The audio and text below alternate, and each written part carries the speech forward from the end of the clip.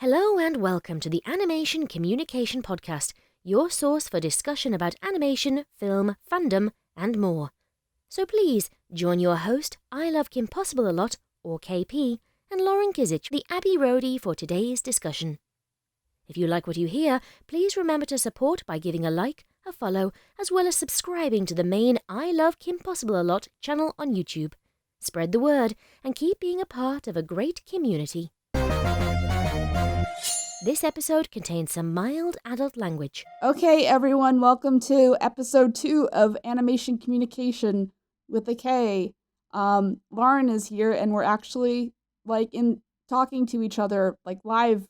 Yeah, yay. I mean, not live. You know what I mean. Well, we're talking in the same recorded space. Yay. So, but yeah, welcome. This is another kind of chill pilot-esque kind of episode, where we're just going to talk about generally how we want to do that. Let me twist. Generally, how we would want to do this is if we have a guest. No, stop creaking chair. If we have a guest. So it'll be kind of just general. This episode will curse, by the way, if you didn't hear the disclaimer in the beginning. But parental advisory label has been stuck on air. So we're not only because I naturally curse a lot, and Lauren curses a little bit, but not as much as me, I don't think. So anyway, so the podcast will generally be divided in 3 sections if we have a guest. So the first part will be shooting the shit and animation news if we talk about it. So we'll be like, hey Lauren, how was your day, honey? And then Lauren will be like, it was pretty good, let me tell you what happened at work, and stupid stuff. But that's why it's the beginning, because if you don't care, then you can skip it. So, and that will be optional for the guest if they want to just chill, or they're just like, I'm an important guester person, and how dare you waste my time with your stupid bullshit, stupid daily bullshit. I have enough of that. And I'm like, I'm sorry we offended you, good sir. So anyway, so there's that, and then the middle part of the podcast will be interviewing and discussing with the talent or whatever. Their career, Lauren's is going to be the mom of the podcast, and she's going to be doing research about their career, and, we'll probably announce guests in advance. That's the idea, right? So we'll announce guests in advance, so if you guys have any, thing to keep in mind, part 3 will be Q&A from either their fan base or your fan base, so ideally there will be hey, we're having Bobby Joe on the podcast. What kind of questions do you want? And then Bobby Joe will be tagged on Twitter about it, and then Bobby Joe will retweet that. And then between our Twitter and their Twitter, we'll get some good questions, hopefully. That won't be so what color is the sky? And so, generally, so first part, animation news / stupid KP bullshit. And Lauren has, less stupid bullshit. I don't know how much Lauren's bullshit there is, and and then the second part will be kind of an interview with the guests and their career, and diving into that and anything the guest wants to talk about generally. So that will be probably the most important quote unquote section if you're keeping score, I guess. And then the third one will be Q&A from the community with the K. So you guys can have a chance to ask the guests things that hopefully are not stupid questions, ideally. Please don't ask them what their favorite pony is. Or or even if it's asked, don't be one of the 50 million people that's going to ask the same question. Try and make a special, unique question tailored to you, or anything like that. Ask educated questions, or, you could even be like, hey, I'm an animator and I relate to this specific part of your career, or how did you do that thing? So that's kind of what we're looking for. So you can ask fun questions, but try to put a little effort into them. But we'll obviously probably not choose as many stupid questions. But if you want your question chosen, ask away. We'll filter them. We'll tell you. We'll reject you, just like your wife. So anyway. Okay. So because we don't have a guest this time, this is kind of still getting the feel of the podcast generally. Lauren and I are essentially going to shoot the shit and then do Q&A from our fans that we didn't source a half an hour before this call.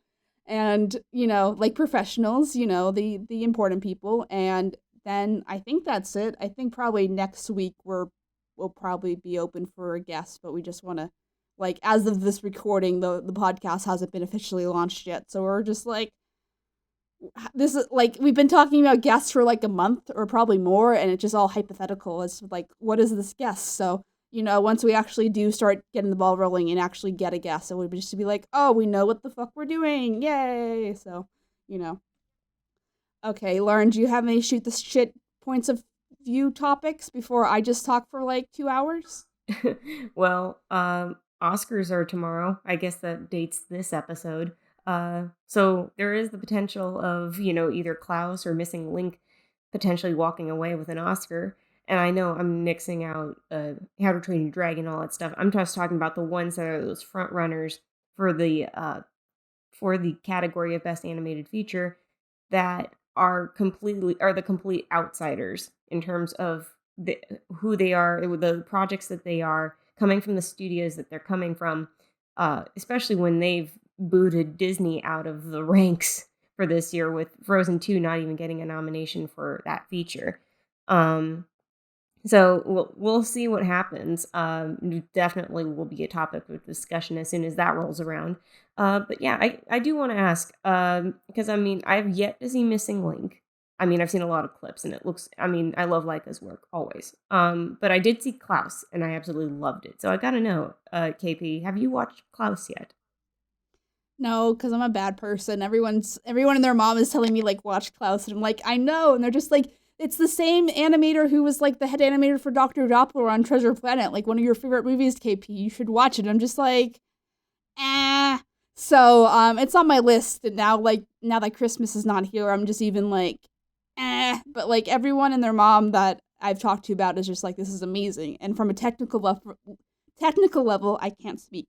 On a technical level, I'm excited because I'm always like, I'm sure Lauren's in the same camp of like 2D is best because the market is oversaturated with 3D and there should be a general mix. And I love Pixar, but they did fuck that up a little bit. So to have not only a 2D short be a front runner, but like kicking Disney outside the curb, like historically, if you guys remember, one time that did happen before with Don Bluth and his stuff, and so hopefully it will push Disney to step up their game and maybe help prove that 2D is economical, because I think people just they're just very like one mindset as far as like, oh, 2D is bad, 3D is bad. I'm just like, no, it's the story, you idiot. Like Yeah, story matters. It doesn't matter the medium, and yeah, trust me. I love 2D. That's just out of my experience and as an artist, and just it. I love watching cartoons. I love watching 2D animation, hand drawn animation. But in terms of I love all forms of animation, and what at the core of it is that the story has to be good. The story has to hook you. There has to be something substantial to it rather than just something that looks pretty. Avatar. Anyway, like I just know that Avatar isn't aging too great. So we're talking about the James Cameron movie. Yeah, we're talking about the blue cat, not people, the other okay? one. The blue cat people. So not the Airbenders, which was a beautifully animated series. So anyway, yeah. So but it's I think a lot of that Avatar's success or longevity is going to be defined by how the sequel performs, because now we have like Avatar Land or what the fuck ever in Animal Kingdom that everyone's just like, oh well, this exists now. Like I kind of agree with Jenny Nicholson's point of view of like, maybe they should have chosen something that was a little less topical, and just because Avatar made money doesn't mean people will remember it forever. well, And I think that's go ahead. Yeah, no, I was gonna say because I've just saturated myself with Disney Park videos as well, so just like a whole bunch of just Disney Park history with that particular region. And I do remember from as a kid when they were promoting it, the opening of Animal Kingdom, is that they had it slated to be Beastly Kingdom. That's why there's a dragon in the logo for Animal Kingdom, and yet there are no dragons in Animal Kingdom as it stands. It's because the region, which is now Pandora, was once going to be it was actually going to be, it was going to be Beastly Kingdom, which was more of a fairy tale universe where you had a good side and a bad side. The good side had unicorns and fairies and all the like the lighter fare of magical creatures, where it was more, I guess you could say, kid friendly. And then the more daredevil, e-ticket kind of rides and attractions were in the darker realm, which was where they had the realm of dragons and minotaurs and all of these like heavy duty mythical creatures. So what they did was they took the ideas that they had for some of the rides and their mechanics and the layouts, and they took those and they translated them into what they now have in Pandora. The idea of flying around and seeing a whole new world. That was like, I mean, they took that. Did you do that on purpose? Huh? The whole new world. Yeah, no, actually, that was a Freudian slip, Disney Freudian slip. But it was but the whole, even though there was like soaring over California and now it's soaring over the world. Rip. Is that that ride mechanic already existed by the time they were building all the stuff for Pandora, but the idea of flight and flying around with dragons and stuff that existed before even that. So and that was going to be put into Beastly Kingdom. So I mean, there was a whole bunch of stuff in a whole immersive world. There were going to be mazes and interactivity, and it was going to be that. So that's why it's so that's why I'm like with Pandora, that Beastly Kingdom still, the idea of it still lives on. It just takes another form, which was confusing to me at first that they even went with Avatar, but it wasn't my deal to financially make, was it? No, I mean, it's just, because it's one of those things, it's kind of like Splash Mountain, I think, where people are going to be like, was this a film? I'm just like, I don't know. I don't remember. And for those who are new, Splash Mountain was based on Song of the South's characters. But yeah, Disney's afraid of that one for some reason. I don't think it's too bad on a racial tone level from my understanding. I've never seen it outright, but from all the analysis I've watched, it just seems kind of like fair for its day kind of critique. So I think it's just more of Song of this, because Disney has made the problem worse for themselves by just kind of not pushing Song of the South out of the picture, that it's just now become like an urban legend of like the one band Disney sequel, clickbait, click here to watch more of it. So and I think actually, if I remember, the animation, which was only a few minutes out of the entirety of that film, by the way, that was not the problematic part. And I feel like there were even talks that they were going to release only the animated segments of Song of the South on Disney Plus, if that were to be the only shred of it that escapes the Disney vault. But who knows if that's even going to happen. But and the thing is, they kept releasing that movie and re-releasing it and re-releasing it in theaters over several decades. So it was funny because as the times changed and perspectives changed and cultures changed and pop culture itself changed, and it's just once the world started changing and people started becoming more aware of certain things, they were like it was less likely that movie was going to see the light of day the more it got released, because less people were showing up for it. So so I don't know. It's like Disney's like kind of like hiding it in the back closet at this point, but I do remember that it was because of the animated segments. Those were not the big problematic parts of it. It was the live action segments that they were worried. If you didn't see it in the light of, well, this was what the time period said was okay, even though it wasn't okay even then. It's like we're probably not going to see that anytime soon. it's like this weird double standard of racism. Yeah. So but on the upside, we still have it on in Splash Mountain, and it's all Mark Davis's designs. So they all work together, which, I know this has become like the Disney Parks podcast. But there's a lot of animation history that weaves into that stuff. So, yeah, we have enough of like Disney, like what happened to this ride, like so not that those are bad or anything. It's just like there's a lot of saturation for that market, from my understanding anyway. I'm not probably as big into the park lore as Lauren is, but um, on another note, I was gonna say we might potentially in the future do some quote unquote live episodes where they're not live. I mean, we'll do live episodes too where they're live streamed at the same time, but the other live episodes being on location episodes. So Lauren and I live in Southern California, so we have access to a lot of resources between the theme parks and just like physically being able to see people. And animation. This is Burbank in general is the animation town. So I was just like, as soon as I could like realize I could get an apartment out here, I was just like on the next like not like metaphorically on the next plane out. So, and I love living here and I don't want to move back. And my parents are like, "Do you want to move back?" And I'm like, "Nope. You have fun. You have fun being there, but I'm with my people." So, I guess that's a frustrating thing for people that are in the middle of nowhere. They're just like, "Man, no one can talk animation. I got to go move to Burbank or I got to move to New York or I got to go to SCAD or RISD or whatever to be around my people." And I get that vibe because that was my vibe all throughout college. Let me just get a film degree and just get it done with. Okay, so we talked. So yeah, I'm just to backtrack. We were just afraid Avatar is just going to become a thing where people are going to be less and less aware of the movie and just more of like, I guess this is a thing that Disney decided to do. I don't get the blue people, but they sure are here. So that was, I guess, the original comparison. Yeah.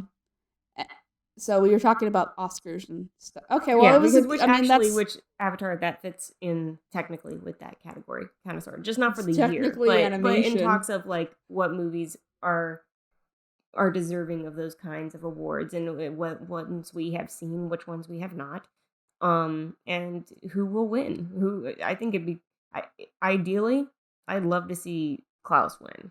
I mean, Yeah, it'd be great if we could have that. Because I it think won Klaus the BAFTAs and it swept the Annies, so I can only hope.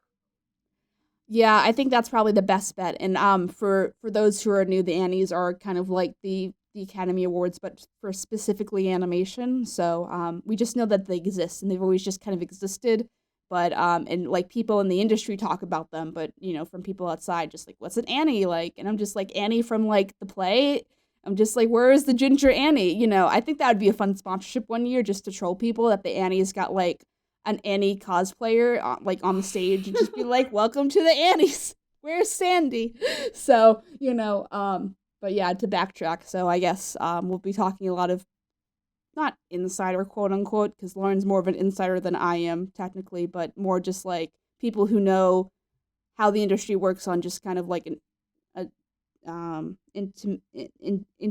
intimidating, that's not the right word, intimate level, because we've been hearing all this stuff and hearing these voice actors for like our whole lives, and people are going to be like, "Who's that? I don't know who that is." And I'm just be like, "It's the guy from this thing." And they're just like, "Oh, I know that guy." And that is every voice actor's career ever. So yeah, so I think you're right, and I think that's probably the best bet, because as we all know, the Oscars are rigged in general, because it's a whole, I think, go watch Adam Ruins Everything if you want more info on that, but essentially that studios will bribe executives with money and meeting celebrities and stuff like that to have them consider their movie for the Oscar, because if they win the Oscar, then their movie will probably make another 200 grand or something like that. So that's the game was for that part, and that's why historically the Oscars are stupid, but like from a short-term kind of like just general Hollywood vibe, it's good that it's good that these kind of things are being brought into the limelight, I guess. So things like Klaus, and I feel like Klaus is probably the best.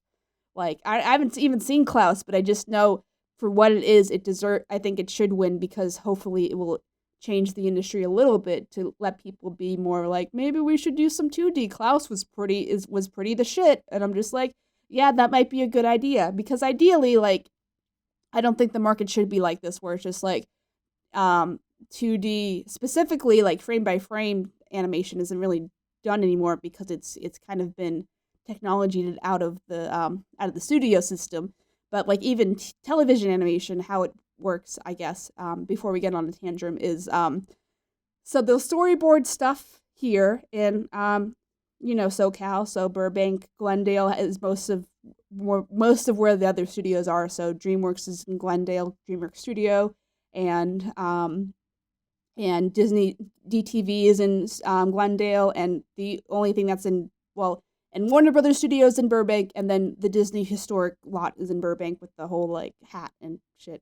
So that Lauren and I get to go to every time because we're in this event called WIA, and we get to pretend we're important. So if you're local and you want to be able to get some really cool networking, I highly recommend WIA. It's cheap and it's nice, and I like it. Yes. And for those not in the know, WIA is WIA, Women in Animation. What's nice about Women in Animation is it's not exclusively for women. It's only to promote having a balance in the workforce for women in animation between men and women, because there are a lot of female animators and women in animation. So it's like they're trying to give them a voice and give them connections and networking, but it's also extended to everyone. So they want to make sure everybody is able to network. So if you're interested in going to special screenings or to special events, getting newsletters that are all about the industry, what's going on every single week. Sometimes it's on like every day, almost every day I'm getting one. So they're really, really on top of things in terms of reporting what's going on in the industry. Highly recommend joining it. And plus, and then annual dues are actually not all that much. I can't remember how much there are. They're $50 a year, so it's yeah. nothing. So that's actually, considering that's for the whole year. You're getting your subscription, and you get access to all these events where otherwise you would pay a separate admission fee, which even then is still not a whole lot. But you'd be able to go to all these events and be able to network for free. Otherwise, it's like we're at least provided in the dues, and even then, we networking events are free. So if you wanted to go and meet people, and you don't want to pay the dues quite yet, you can still go and you go meet people. And I've met a ton of people that way. Yeah, it's just fun because WIA is just like the existential kind of like white girls who don't understand or just in the industry, but they can take awkward selfies of them at like Disney Studio or like them with the Shrek statue at DreamWorks and stuff like that, you know. But people don't have enough context to know that that's relatively attainable if they're just in WIA. So, but you know, it's fun to trick people and pretend we're more important than we are. So, you know. It's fine. It's fine. So, but yeah, we like to backtrack a little bit. Yeah, historically, the industry has always been male dominated because that's just kind of how um, American society was kind of just split. You know, the men would work and the women would make babies or guess or whatever the women were doing. You know, but and then there would be kind of rare exceptions, like the one that comes off to the top. The one that comes to the top of my head is Mary Blair, you know, the Disney colorist who was like a genius and like designed a lot of the color palettes, color keys. So color keys are essentially like when you're breaking down storyboards. We gotta start defining all this stuff, Lauren, before we be like da. But like, so storyboards are essentially, for those who don't know, like a comic book version of the film. Essentially, I guess is a good way to describe it. So it's just like simple, rough drawings of what's happening in the shot. So it'd be, the script would be written, and the storyboard artist would read the script and be like, okay, this is how we should compose the shot. So they're relatively cheap and easy to make, and then that way you can get things like timing right, and God forbid, because you know once you start animating, let's not change things. So that's why storyboarding is a thing. And so in a feature environment, then you know after the storyboard was finalized, it would go back to the I guess the visual effects team or the animation team, where it would be split between like background assets and character animation, and then it would be smushed together after that's done with like lighting and you know like if you want to interrupt me with any other things, Lauren, just feel free. But like yeah, lighting and you know, After Effects stuff and post-production-y stuff, and then they all make it into a thing, and that's how movies are made. So that's how it works in feature and television. There's two options. People aren't really animating their own shit in television just because it's cheaper to outsource it to like studios in Korea and more Korea. I don't think there's any other, maybe like some Thailandian studios. I hope I said that right, Thailandian. It sounds like a foreign Disneyland. So, yeah, so those are and they'll be animated that way, or they'll be animated like with models in Toon Boom. So Toon Boom, from my understanding, works similar to Flash, where instead of just drawing every frame, it's like you make a model of your character, and then you move the model around versus just doing everything by frame. And it helps animators that are particularly good at drawing and perspective and that kind of thing, because they can just move the character and the character is already it's proportioned correctly. Yeah. It's all a matter of rigging a 2D puppet, essentially. That's how there's trying to remember the name of the studio right now, and I can't believe it's escaping me right now. But there is a studio based out in Canada. It's been around for a long time, actually. Is it DHX, the Pony People? No, it's actually a different studio that has been working on the Lion Guard and also the Tangled animated series right now. And they make especially for Tangled, they've made highly sophisticated rigs, and they were able to fully demonstrate those in very creative ways in more recent episodes of the show. Not giving away any spoilers, but there are some pretty dramatic shots where they were able to use full turnarounds of the characters for drama. Dramatic shots, and it got people talking about the show, even though there were people that didn't know about Tangled being a thing as a show. I just and then can't they're suddenly comprehend seeing these clips, and they're like, "Oh my god, look at this thing!" I just can't comprehend how Tangle's just from my understanding, the network is kind of meh about it. And I'm just like, guys, it's essentially a Disney sequel that just stretched out on 3 seasons versus a movie, quote unquote, and it has a Disney princess in it that's popular.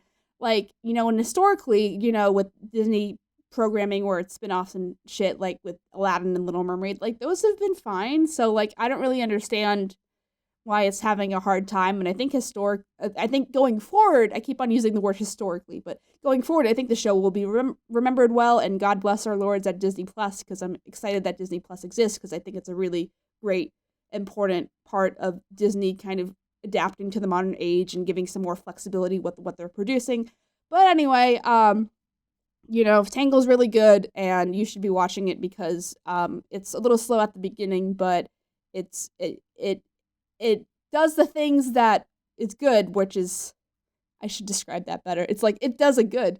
So it does the things like character arcs, really great dramatic character arcs, considering it is a Disney show, kind of like Gargoyles levels of just intricacy and characters changing sides and stuff like that, but not in a way that's forced. I don't know. I really love Tangled, and it has some flaws, but for what's coming out right now, you should be watching Tangled, even if you're not really into Disney princesses in general, because it's the fucking bomb. So anyway, there's my Tangled rant. Okay, Lauren, do you want to talk about something? What were we talking about? Oh, well, we were talking about Oscars, and then we went into television animation. So I guess what we could also discuss is I'm still getting a little more into it, is shows like Owl House that have come out in terms of being able to tell a whole new story and bringing original content out into television. I know this has become the Disney podcast, but whatever. Disney regardless, Disney kind of dominates the industry in general, and I think as shady as Disney is sometimes, I think their general company model is better than it. It's better than it not being there. It has its flaws, and in general, it's a huge monopoly, and maybe we should divide Disney before it takes over the world, and Mickey Mouse becomes president, all that fun stuff. But I think it's a better world that Disney is here. It's just we just gotta they just gotta be careful sometimes, because sometimes they fuck things up, and then we're just God damn it, Disney. But, compared to some of the other players like DreamWorks and even studios like Laika and stuff like that, Disney is consistently producing stuff compared to everyone else. And because of that, there's more to talk about and break down. So, it will be a little slightly Disney heavy, but we're open to obviously talking about things that are not Disney. Yeah. Actually, speaking of television, how about that Super Bowl, huh? That Super Bowl that I totally watched. No. Yeah, but in terms of the commercials, the parts that I know we all watched. The only commercials that I saw was the one with Bryan Cranston, because God bless Bryan Cranston. He is a great I'm trying to think of a way to articulate it besides like he does good, but like I like how self-aware he is with his humor and he's not afraid to make fun of himself. And I think that's the big contrast between him and like more serious character actors like John, who is John Delancey, because like I kind of know John on a more personal level, if that's what you want to call it. It's like friendly acquaintanceship where he'll be like, "Oh, it's that girl," and I'm like, "Yeah, it exists," but that's kind of the relationship right now of this recording. And John, Bryan Cranston did this whole thing on Jimmy Kimmel where he just made fun of himself by his sweet 60th, and it's like amazing and just the funniest shit like ever. But like I can't imagine like a more serious actor like John doing something like that. He'd be like, "This is fucking stupid. Like I'm not doing this." And there was a really funny thing that happened at a con. This was years ago, but like it was a Halloween themed con, and people had those a lot of the pony voice actors, because Lauren and I come from the My Little Pony fandom as a background. We're ex ponies. We've been reformed, but you know there'll be talks Well, of I that. mean, I still hold on to mine a little bit, but it's not predominant. Yeah, I mean it can't be because the show's not going on. But yeah, like so a lot of our background and how we've been understanding animation for the last 10 years has been enhanced by the My Little Pony fandom, and I guess we can just have a conversation about that someday for people who are just like, what's a pony and how is that important, and blah, blah, blah. But so a lot of the other voice actors were wearing those suits that they're blow up and they're like half the body and you're like riding a horse, but they're like little legs, and so they were wearing a bunch of those, and I was backstage with John and his agent, and John is just like, do you see why I didn't want to hang out with those people? And I'm just like, and then I died. Oh God. He's funny. But anyway, but yeah, so I don't remember again what we were talking about. Yeah, we're just talking talking about about Super Bowl ads. I was Oh yeah. gonna bring up the whole. I mean, it's funny because there really wasn't like a whole lot in terms of animation, but Baby Nut.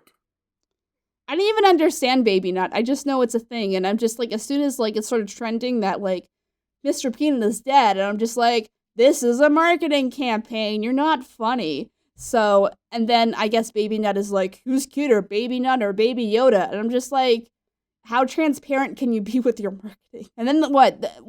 Correct me if I'm wrong. That the Baby Nut, Twitter got banned or something like that. Oh, I think there was something that went wrong with it, but no, it was it was just I just remember, yeah, when the news broke of that, I was like thinking, okay, well, it'll be interesting to see what happens when Super Bowl rolls around and we have this quote unquote resolution to what happened to him. I'm like thinking he's got to come back. He's got to come back at some point, right? And he's just gonna like rise from the grave like a zombie peanut and. You were not off. But no, it was like he was freaking reborn from Mr. Kool-Aid Man's tears. I did while Mr. Clean was comforting him. Welcome to 2020, everyone. I think it was just, and then Baby Nut comes out talking like a dolphin, and then just goes, "Just kidding, I'm alive." I'm like, what was even the point of the dolphin speak? The only thing I can think of is maybe it's a reference to SpongeBob, I guess. So. Because that's all I think know. when I think of dolphin speak, but I'm just like, you can't see me, but I'm just face palming the more you describe this. But it's just, I don't know. It's baby, like, I know Baby Nut is a thing, and the only other, yeah, back to Bryan Cranston, the only other thing I saw is the Bryan Cranston Mountain Dew commercial with the Shining parody, which was fun. And then the third one, which was the sad one about, like, the widower who couldn't remember his wife, so he just, like, tell Google things. He would just tell Google things about his wife, and then Google would repeat it back, and I'm just like, oh, the feels. So, but yeah, Baby Nut is stupid, and like they're trying to cash in on the baby. I feel like that was the only animated content that came out of Super Bowl. But what a time to be alive, and Mr. like Kool-Aid Man is crying on the tears. I'm just like, is this animation? What is real life? What is this, food fight too? Electric Boogaloo. Electric glue. Electric cash grab. But yeah, it was it was that was the whole interesting thing that happened. I think it was just because the whole thing going on right now with, I feel like with animation in particular, is the whole baby trend, which actually, now that I think about it, let's segue into Despicable Me. Yeah, I haven't seen that trailer, but like all I know is just like, well, fucking, you gotta know that the minions are a huge cash cow, and they gotta find a way to keep on making this work. And like, we have all that Despicable Me stuff at Universal Studios. We can't not be making new stuff. So that's the only thing I think about it. And I don't mind the Despicable Me movies. They're cute, and I didn't see the Minions spinoff because like, I think the Minions are kind of overrated as a concept. Like, I understand why they're everywhere because people like them and they know them, I guess, quote unquote. But I don't know. Like, do we really need a fifth Despicable Me movie? Yeah, and how I see it though is because I did see the Minions spin-off by itself, and it was not strong enough. This is why comic relief has to remain comic relief, because if they're comic relief, especially if they don't really speak beyond gibberish and they have to have a narrator freaking translate what they're saying to you in order for a joke to land, that's not a good lead, especially if you're derived from comic relief where they're supposed to show up to lighten the mood if after you've had a serious scene or something serious was brought up. That Otherwise, it's like, that's why I'm like, I'm actually a little bit more open to what they're gonna do with this sequel, is because Gru is back, and that's the only reason. Like, the moment he showed up at the end of the first Minions movie, I was like, okay, if they do end up doing a sequel, I want to see what happens with Gru there, that now we're getting back to, like, we're coming full circle where it all began with the first movie, is Gru and the Minions, but Gru is still the leader. So the Minions aren't the focus, he is. So I'm hoping to an extent that even though it's Minions 2, The Rise of Gru, that we have a little bit more of that focus on where this whole thing started, which was a super villain becoming a dad. So it's so I have a little bit more hope for this one. Yeah, I think I can agree with that. I just feel bad that this is slowly becoming like slowly becoming a zombie franchise, but compared to everything else that Illumination is putting out these days, like, it's the most tolerable. But our expectations for like movies shouldn't just be like, well, I guess it's tolerable even though it just like exists to make money, I guess. And like that, I guess, comes back to the Disney kind of like Pixar-esque, like, story is king, just make a good story and then everything else will fall into place, not just like Pixar our model, let's make some more minions. So I'm hoping that Illumination kind of branches out and finds more of its ground than just minions. And I did see the Grinch Illumination movie, which I didn't really enjoy. Yeah, Um, it was. I'm like, I think how somebody said, it's like, it's not bombastic, it's not great, it's just, safe. It plays it safe, and that actually works against it. And I agree. It was like, there are some points where I'm like, okay, that's cute, kind of giggle at it, but in terms of the story and the way they developed the characters, it was nothing new. And even though I know there's no such thing as an original story anymore, it's all same tropes, it's just how you tell it. But with the Grinch, they didn't make him, like, I don't know, I people probably will have my head for this, but like, at the very least, with Jim Carrey's Grinch, which I actually do unironically enjoy, only because his interpretation of the Grinch is what I figure a Grinch would be.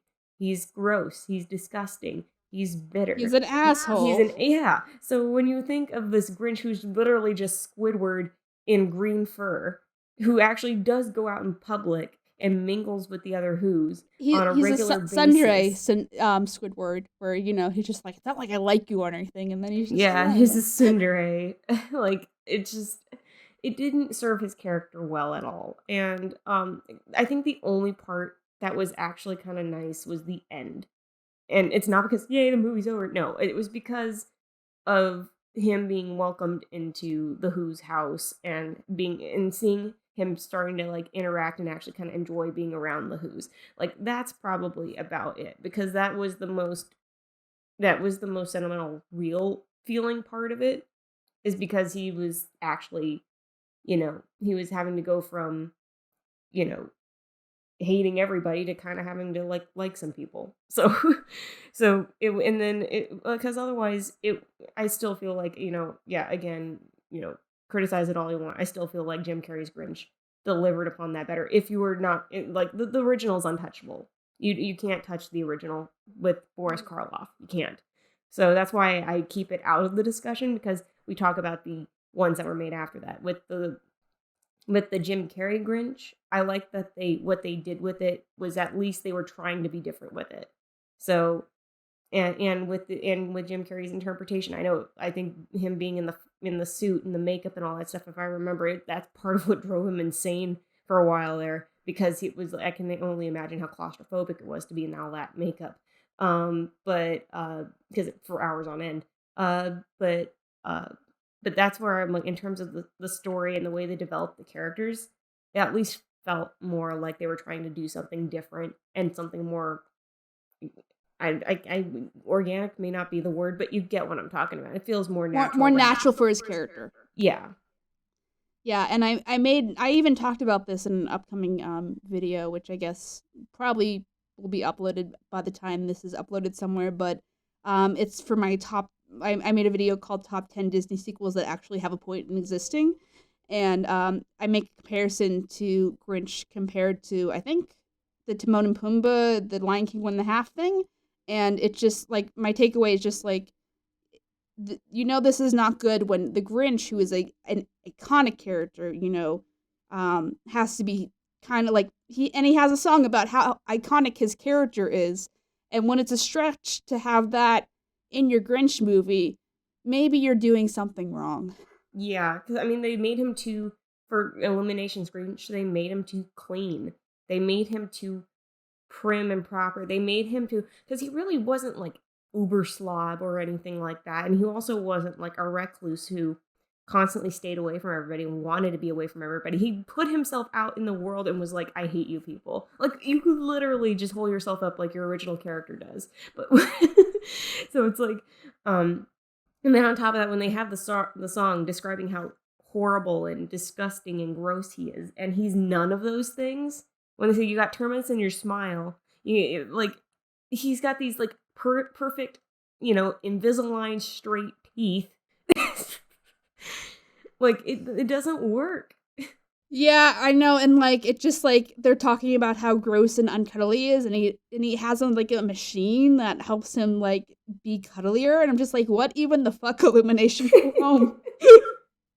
But I get how it works on a aesthetic level, and it's very pretty on an aesthetic level, but these days the story has to come first, and like, it's great that I had a conversation probably a couple months ago with my friend Nick Confalone, who is I guess but former pony writer, and we had a conversation about this and how, like, ultimately, even if you want to do animation and you want to do storyboarding and stuff, you need to learn about the writing process first before you even jump into that, because like, you can make a pretty amazing, fantastic, like visually entertaining movie, but no one's going to give a shit about it in 5 years if the story isn't there and the story isn't strong. So exactly.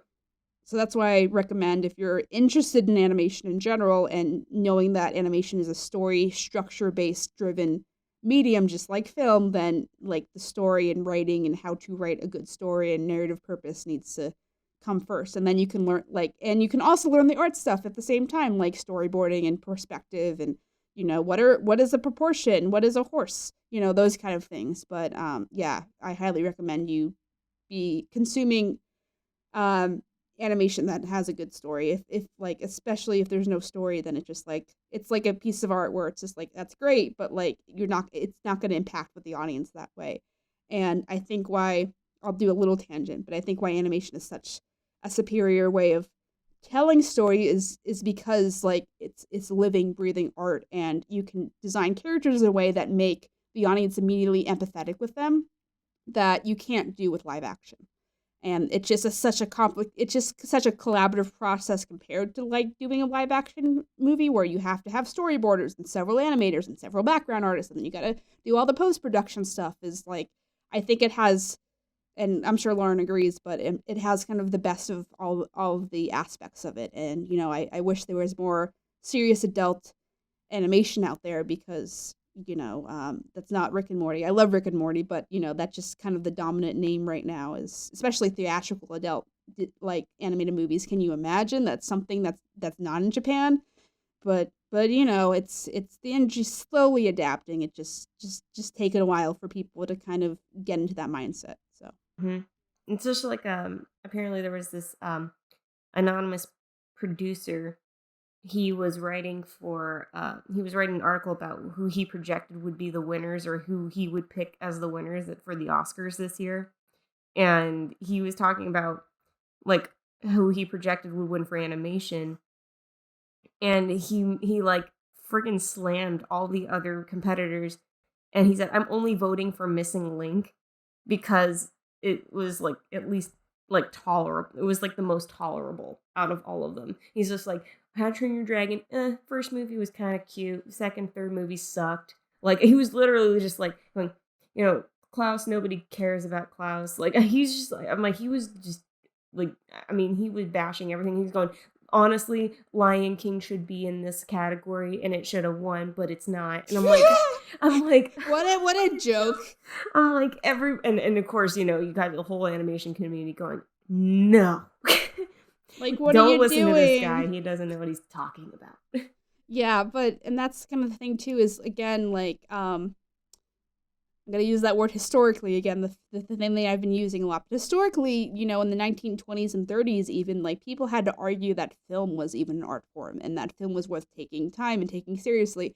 So I think it's just funny when people have these kind of, like, double standards as far as, like, oh, animation or film is serious, it's an art form, it's, like, amazing, and then, like, fuck animation, it's just a bunch of funny cartoons. And I'm just like, that's not how you make, don't, like, you're comparing apples and oranges. Like, it's still a narrative form, you idiot. So, And in animations, when they started in vaudeville theaters, they were started originally as adult cartoons. No kid could watch them, because if you've ever seen the original Felix the Cat cartoons, oh dear God, they like get real dark in their humor, so dark that no way would a kid be able to watch it. And I'm like looking back at these, and they're like, these are like 100 years old now, and I'm like, yeah, that's the origin of cartoons and animation. It started with like Winsor McKay making Gertie to the dinosaur, and then it also had Felix the Cat freaking drinking gasoline when he realizes his girlfriend's pregnant. I mean,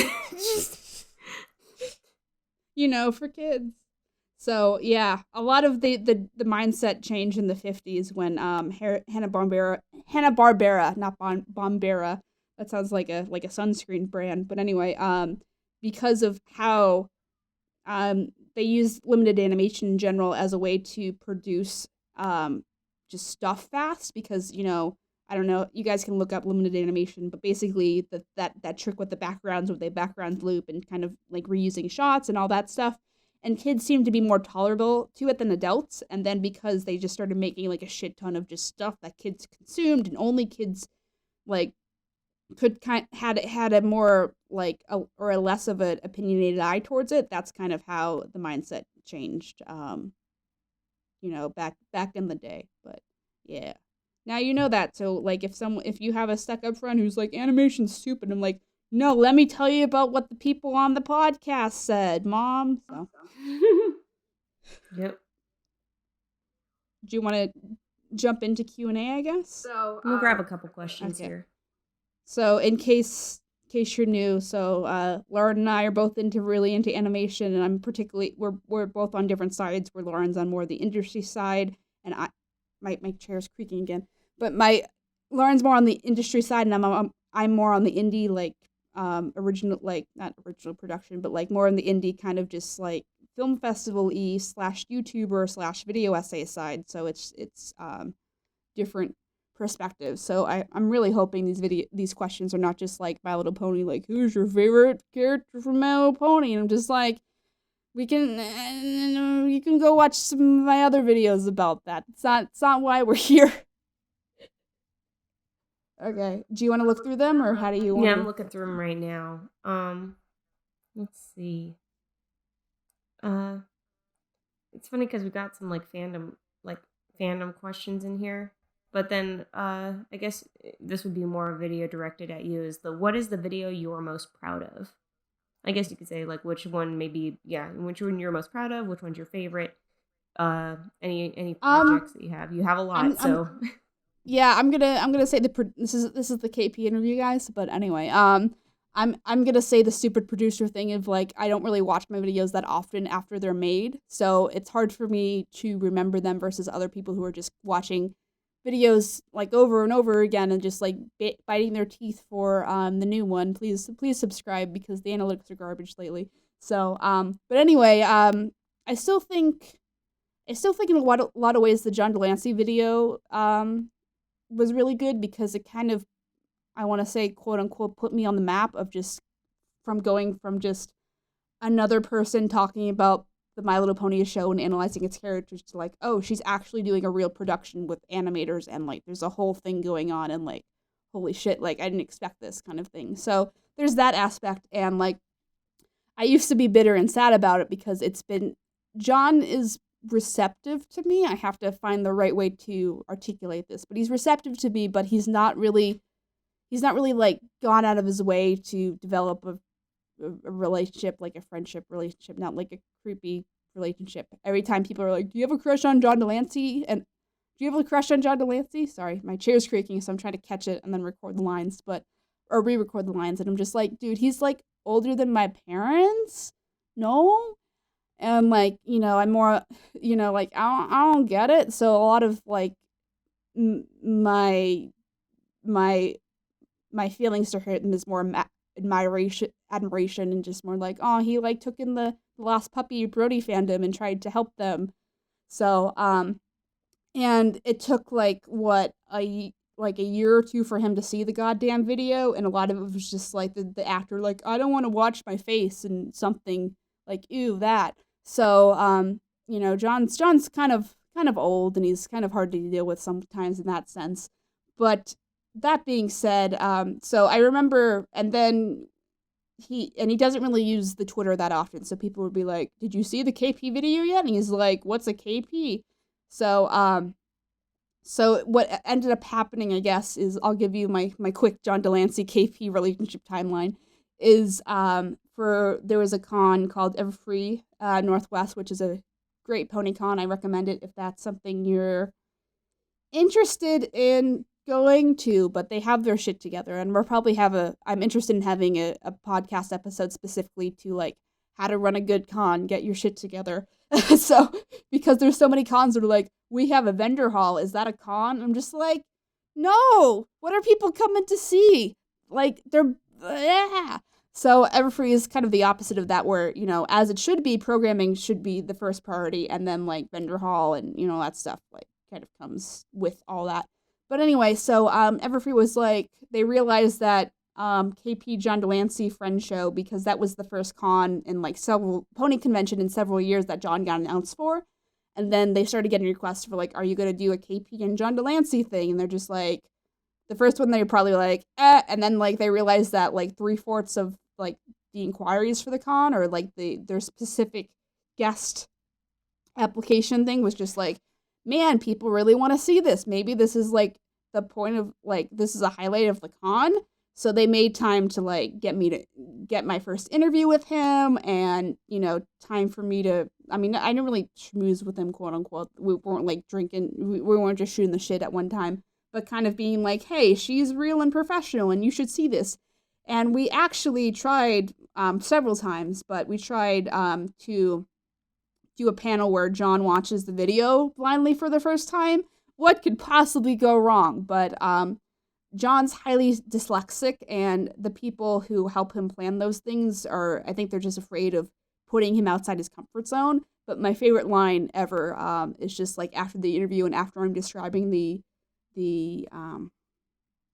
video and stuff like that, he turns to like everyone in the room, which is the con head and his agent and everything. He's just like, why didn't we do a panel about this? And I'm just like, my mind is just like, yeah, everyone in the room. So, gotta love, like, and I appreciate that John does those things, and where people are just like, oh, KP, she's just being overambitious and annoying. What do you want to do about this, John Delancey? He's just like, she K. So that's kind of his MO is so that, and then the next time I saw him, like someone's just like, KP, John Delancey, and he's just like, can you give this to her? And he's just like, yeah, sure, why not? And so like we were in a panel, we were in the press panel for BronyCon. I think this was 2015, and like we're all getting ready to go, and John's like, hey, I have this webcam thing from you. Scott's the real MVP, if you guys know Scott, Thornwing dude. But he's just like, and I'm just like, well, okay, this is a thing that happened. So, he's so, and then consistently, like, if he sees me around, he'll like make funny faces at me and stuff like that. So that's kind of has kind of been our relationship, where it's just like we're nice to each other, cordially, like, on that level, but there's not really a sense like, okay, do you want to, like, maybe we should like grab food or something, so you can kind of know that I'm like Rachel the girl and not just KP, this epiphany of this internet thing that people keep on fucking bothering you about. So that hasn't happened yet, and we're working on it, Mom, but it's just frustrating because this has been taking years. But that being said, there was a point where, this some random person on Twitter, because John uses his Twitter periodically if he has to promote a project that he's in, but some random person on Twitter didn't even have a fucking avatar in their name, was just like, did you see this video by I Love Kim Possible? I remember, and I was in one of my 2D classes, and I checked it, and I was just like, well, I can't get any work done now, because that's the thing. And he responded to them, and he was just like, wow, this is like, it's weird to see me, but this was really nice. And so, like, that going forward, when people would have interactions with him and they'd get like posters of KP and John or whatever they're doing, God bless those people, or KP in Discord or whatever. So Discord is a My Little Pony character that was a big inspiration for me about talking about the show at the time. In case you don't know that, but anyway, so, and he plays that character, so that's where the whole thing, and then there's even more history, but I'm going to try to keep it short this time. People can ask about that if they want. But essentially, I got distracted, but essentially, when he, like, after he saw the video, when people would be like, hey, like, the KP's, like, existing, and I'm just like, and he's just like, yeah, I like her, she's sweet, I like her, and I'm just like, oh, John Delancey really likes me, but at the same time, he's not like, oh, KP's in the vendor hall, let me see if she wants to grab food or something like that. So I wish there was more proactivity in that sense, but, you can't, at the end of the day, these are social relationships, and you can't really force them, and, I appreciate how nice he's been at this point, and doing, like, there's a lot of shit he didn't have to deal with, there's a lot of shit that he didn't have to deal with me specifically, but he's had a good attitude about it. He's just old and highly dyslexic and kind of gets confused easily, and you have to have you have to kind of know that going in to kind of excuse it on some levels. But anyway, that's my life story. What's the next question? Well, I was gonna say that was answering your video, I guess, is the anything with Discord is probably. Yeah. Yeah. I mean, I feel bad because on hindsight, looking back, the show is over. For those who don't know, it's just frustrating to be passionate about a character specifically and how they're portrayed in something, but then having the writers kind of not know what they're doing with him half the time, and giving and letting him have episodes where he is highly out of character, or he's the bad guy because he has to serve that role for the script, quote unquote. And it's just frustrating because, like, the whole point of why I love Discord personality wise is, it's like, I always described it as the Joker just turning good, and like realizing the Joker was the Grinch and had a heart, and just like how it changed the character dynamic, and it blew my mind at the time. But like when the writers need him to be the quote unquote bad guy, it's just frustrating because it's just a regression of his character development, and that's not really who he is, and who he never really was that. It's just he didn't really get an opportunity to be like, oh, someone cares about me. Oh shit, like I care about people caring about me. It feels good. Maybe like I'm doing this because I'm projecting my loneliness and insecurity by causing chaos, and maybe I shouldn't do that if I want relationships with people. And so, and season finale was great, or the series finale was great, but part of me and was just like, man, Discord needed to fuck up again before you learn something. Like, come on, guys. So it just, and plus he's not in the show that often. He's in the show like 3 to 4 episodes per season. So it's just hard to kind of continually make content for a show when your favorite character half the time is being portrayed out of character and portrayed poorly because he just needs to serve a goal for the episode, or the other times when there are great Discord episodes, he's only in the show like once every blue moon. And that's why I like about Nick's episodes that he writes, is he really kind of gets that Discord puts on a facade of his ego and his he's I'm better than you it's just all an act because he's just afraid to let people in and he's afraid to be vulnerable. And once you kind of peel off that and you realize I'm trying to be nice to you, man, like why are you acting like this? He's just like, oh, well, I'm that's not the person who I am. I'm just afraid of putting myself being emotionally vulnerable. And but again, I'm just frustrated. Like in some ways I am frustrated that he had to serve the goal and like be the bad guy in order for him to learn something again. And that's kind of what like my disdain with the Fluttercore romantic relationship with is that I get it and I can get that interpretation of him and his character, but I think it kind of ultimately undermines how important that friendship with Fluttershy is and that friendship with her in general is, because it's like, oh, Beauty and the Beast vibes, yay, and and that's why I'm glad they kind of left it ambiguous, and why ultimately, it's kind of like people are like, it's canon. I'm just like, no, not really, because the show staff couldn't even like decide whether it's canon. They were just like, it's up to interpretation. So how I see canon is, it has to be heavily implied, but also the creatives, kind of like with Korra and Asami and with Korra, that it has to be stated that was their direct intention. In Discord, it wasn't. And people are like, what about the script where they did this thing and he was like gonna kiss Fluttershy or something? I'm just like, yeah, but ultimately that was cut because for the reasons I'm saying, and cut material isn't canon. So I'm sorry. So, yeah. But I mean, it's like it was thought about at one point, considered, and chopped because I mean everything is chopped for a reason. So it's like it has to be trimmed down. And what I like is, yeah, again, creative license. You're allowed to interpret it as you see fit. It's not just because there wasn't a definitive answer. If anything, that should be more freeing for people. They can interpret what they want. It's like, but people are just like, I want answers. I want them now.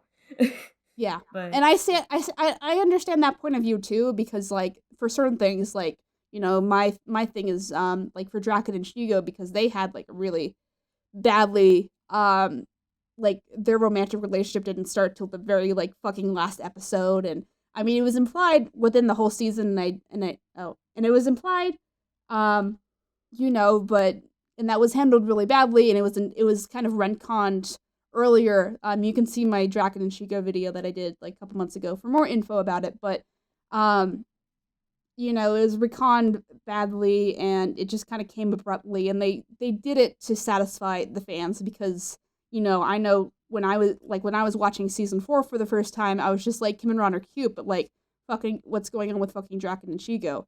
So, and then they were just like, well, we can't make Higo canon for obvious reasons, mostly because we already have that the dominant relationship being Kim and Ron, so we can't do that, but I guess we can make Draken and Shigo canon, I guess. And then after the fact, they confirmed, like, yep, they're canon, they're dating, it was intentional, and, I think it kind of works. And, like, if we ever get a season 5 of Kim Possible, which I'm kind of, like, either way at this point with, then I really don't want them to be like, oh, lol, that wasn't serious. They were just, like, they awkwardly had sex one time, and they have to deal with it, and, something like that. I'm just like, no, I think that's a really, like, fucking great angle to go on this, and just, like Shio particularly is like, I think she's kind of, what's the word? She's kind of embarrassed that she's developing feelings with someone that she doesn't really want to develop feelings for in general, but she kind of has to deal with it, and she has to be like, this is what it is, and I guess I gotta tell Draken I like him now, and I'm like, ah, shit.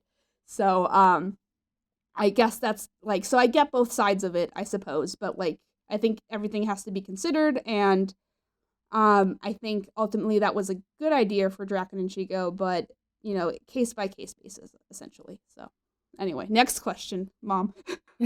um, man, there's just all these. Hopefully it's something that we can both answer. So Like, there's all these like fandom ones, and it's yeah, we can if you want to like just maybe find a compelling one and we can end, like we don't have to answer all of them. yeah. I think if we just like let's take on one more and duke it out on that one, and by duke it Okay. out, I mean we just politely discuss. Yeah. Okay. Let me see. No, we're not answering a Star Wars question. Sorry, not this time around. um, you know what? Just because I am curious about the debate on this, I guess we could do it. Who would win, Discord or Bill Cipher from Gravity Falls? That's such a like a fandom diarrhea question. I know, it's like, but if we could just, it's funny because I think it'd be even funnier if we discussed it at base level, like, like surface level. Like, you literally Yeah, go, I like, mean, well, they're both reality warping, fourth wall breaking, chaotic beings that wreak havoc. So, I mean, but so you have to think, well, one of them is redeemable and the other, no. yeah. So one would be more ruthless, I would think. And the other would, I'm not saying like Discord is weak or anything. It's just like with Discord, I feel like because he has certain triggers and certain Yeah, things he wants Discord's to much protect. more of a he's much more emotional, I think, and more developed than Cypher as far as on that level. Like, not that that's bad, like, but Cypher like has a goal to fit, I guess, and Discord is kind of like this multi-dimension, not dimension, like three-dimensional character who has a lot of shit going on in his head. So he would get tricked or get emotional about something, and but I I think mean, if he took it happened with T-Rex, so I mean, and it could happen. So that's why I'm almost saying, what if Bill Cipher tried to pull one over on Discord? It's like I think yeah, well, I'll say something and then you can say something. But I was gonna say, I think at this point, Discord's learned his lesson that maybe he shouldn't do things like that and not ask people and think that he knows more than he does, and then get in these these wacky hijinks into kind of situations where now his friends have to deal with the consequences of the mess that he made. Like, I don't think he wants to do that anymore. So I think, but I think it all depends if just if it all depends if Discord took Bill Cipher as a serious threat or not. And like on a power level, I think they're both probably equally powerful. Because I don't think there's not any limit on either one of their powers from what I've seen. So it's just a matter of who can fucking manipulate the other one faster, which probably would be Bill. Yeah, especially because Bill again is more ruthless in that he is truly more of a hunter. He has a more hunter mentality. Discord does it for the lulz a lot of the time. He does it because sometimes he's a child and he just doesn't he doesn't really understand that, like, he acts out when he's not getting attention or he feels like he's rejected, and he doesn't and understand consequences of his actions yeah. so easily until it hits him pretty hard. So it's like, but with Bill, he doesn't care. He just like he goes and keeps going, and he doesn't care, like, no matter what gets destroyed. And it's like, I will do it until it means I'm the winner in the end. So Yeah. so I don't Yeah, know. I mean, that worked out is it great for him. chaotic? It was like, in terms of power level, you're right. They're about equal because of what they can both do. But in terms of if somebody were more likely to win, sorry, it's probably going to be Bill. We'll have to see. Yeah. Yeah, Somebody animate that's that. fair. Somebody animate that. I think okay, so I think we're gonna end on that note because a lot of the other questions we got were pretty like fandom diarrhea questions, and we don't want to spend 20 minutes discussing like who is best pony because like we have enough of that in our society. So any notes you want to close on, Lauren? Um, I think, as far as I know, because with all the upcoming projects, I know I'm excited to see what else we can discuss. Especially with anything coming from for television animation. So I'm looking forward to that. Like, I know next time what I want to do is, once we have a little bit more information on it, hopefully we can discuss glitch text coming from Nickelodeon. Okay. I know that whole thing was it was pulled in and out of production, pre-production, all that mess. So it's one of those shows that's been hanging on for a long time. So I think it'd be really worth the discussion next time. So yeah. So I mean, because it mostly would be because we with enough material we could go on for it for a while.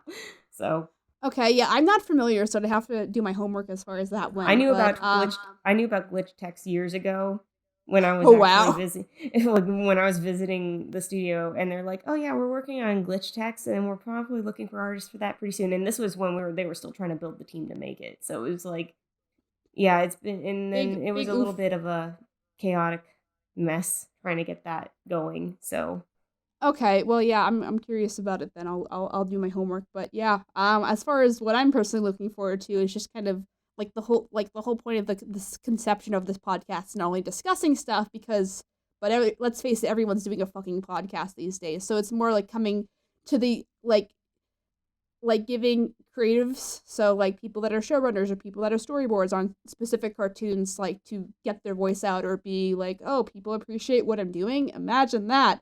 So I won't say anything, but between Lee and Lauren, we have um some compelling potential guest spot things. So I guess if there's anyone you want to see or any points of discussion that you would like us to discuss in the future, then I guess leave a comment if you're watching this on YouTube. If not, tweet at us. yeah, tweet at us with the hashtag #AskACartoonQuestion. That's our current Yeah. running hashtag right now until probably we come up with something better.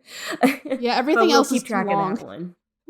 Everything else is too long. So yeah, and I guess I can say the Twitter because probably at this point the Twitter will be launched. So the Twitter will be it's Animation Communication at the KP podcast, because I tried making like AK podcasts and like all different forms, and everything was either taken or it didn't make sense. So that was the one that like kind of sort of made sense. Not that I'm trying to steal Lauren's thunder or anything like that. And Lauren's like, is K, and I'm like, cool. So Yep. yeah, we both have access to the account, so at one time or another we'll probably be checking it and that kind of thing. So yeah, but so not only is this podcast about discussion, but also education about like wanting to get in the industry and not knowing how. So we're hoping that including guests and giving people general tips can help them achieve their goals, and then the whole like giving like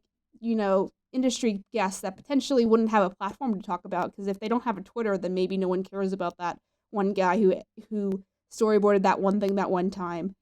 And giving them a chance to discuss their past and why they're passionate about the industry and why they're passionate about what they're doing, and maybe they're not passionate about it because sometimes it's just a job at the end of the day, and like discussing that reality too is hard. But yeah, so make sure you're, I guess, subscribed to the podcast. Is that what people do? They still subscribe to things? Yeah, I mean, I guess if we're posting this to YouTube, subscribe to our YouTube channel, like that, hit that like button, Turn notifications on, hit that little all this. bell. Like I hate how the YouTube system is broken, and I don't want to ask people to like beg people to be like, make sure your notifications are on, but it's just at this point that you're not like, people always like, oh, you have a lot of subscribers, KP, and I'm like, that doesn't mean shit, because if people aren't watching the videos as soon as they come out, then they're not going to perform well. So and then we won't get any growth, and that, even though we're nonprofit, that discourages me to like, because the whole point is to kind of keep on being a source of information to new people, and we can't do that if we're just preaching to the same people. So make sure you subscribe. It's important, I promise. And if you already did that, then tell your friend. And get I them guess. to subscribe, and get their friends to subscribe, and then get their make friends like to 5 fake accounts and get them all to subscribe, because you will trick me into thinking that something is happening. So exactly. Like we just did the new She-Ra video, and like a lot of the comments were like, man, the bronies are fucking taking over She-Ra. Can't we just have one thing? And I'm just like, I'm allowed to like more than one thing, thank you. Exactly. We're not one facet, thanks.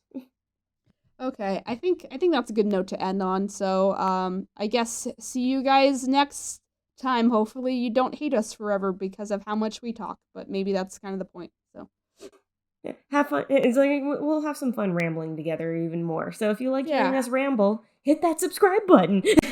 smash it, Smash that like button in the face like a boss. like make sure you smash it like you want your imaginary girlfriend to. So that was a bad insult. You know what I meant. So No, we go got it. pretend it's your imaginary girlfriend and smash her as much as you want. So assuming that you're into girls. I don't know who's watching, but if that's your thing, or boyfriend, or if you're asexual, you can just smash it because the thought of sex totally repulses you, and just do it for that reason. I think this is a good note to end on. Okay, bye guys. Have a good rest of the day. Yay. Yes. Okay. Enjoy your day, y'all. Thank you so much for listening to Animation Communication on YouTube, Spotify, or your favorite podcast provider. We are really hoping this show makes a difference in how people view animation and media, as well as giving and providing advice for people all over the world who like or want to join the animation or media industry. If you liked what you heard, please remember to subscribe and rate those 5 stars, as well as tell your friends. Don't forget to subscribe to our main YouTube channel, I Love Kim Possible a Lot, and turn those notifications on. My name is Scribbler, and you have been listening to Animation Communication.